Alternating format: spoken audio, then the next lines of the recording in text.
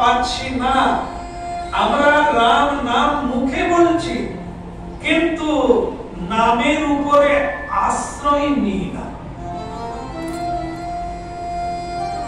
এই জন্য ভব সমুদ্র পার হওয়ার জন্য যে নাম, হরি নাম যে সেতু, এ ছাড়া যে পার হওয়া যাবে না আমরা জেনেছি। কিন্তু রাম নাম, কৃষ্ণ নাম, গৌর নিত্যানন্দের নামে এখনো আশ্রয় নিতে গাইছি, হরিনাম গাইছি, হরিনাম বলছি। এটা বলা যায়, গাওয়া যায়, আশ্রয় নেওয়া যায়। এই জন্য তিনি ভেসে থাকতে পারেন, তিনি ভাসিয়ে দিতে পারেন, যিনি রাম নামে আশ্রয় করে আছেন। অনেক কথা আমরা প্রত্যেকে কম বেশি ভজন করছি। কাউকে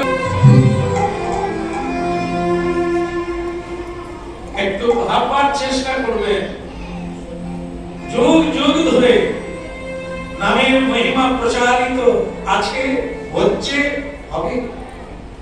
কিন্তু হরি নামের তরিকা শ্রী গৌরকান্তরি, হরি নামের তরিকা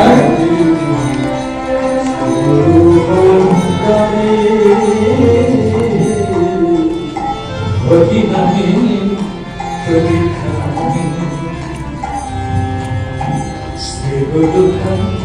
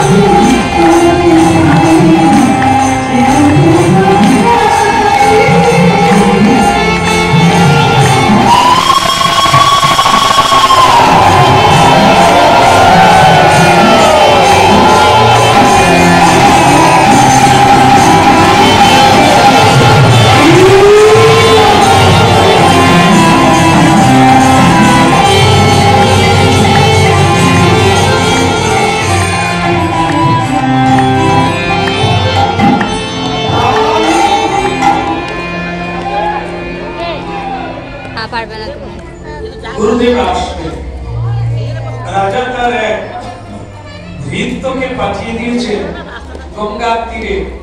গুরুদেব নৌকা পার হয়ে আসবে, তুমি এগিয়ে যাও। আর একজন নৌকা মাঝিকে বলে দিয়েছে, তুমি ওই পারে অপেক্ষা করবে, গুরুজি এলেই তাকে তুমি ওই নৌকাতে করে এপারে বহন করে আনবে। একজন মাঝি ওপারে গেল, একজন ভৃত্য এর তীরে বসে রইলেন। গুরুদেব কখন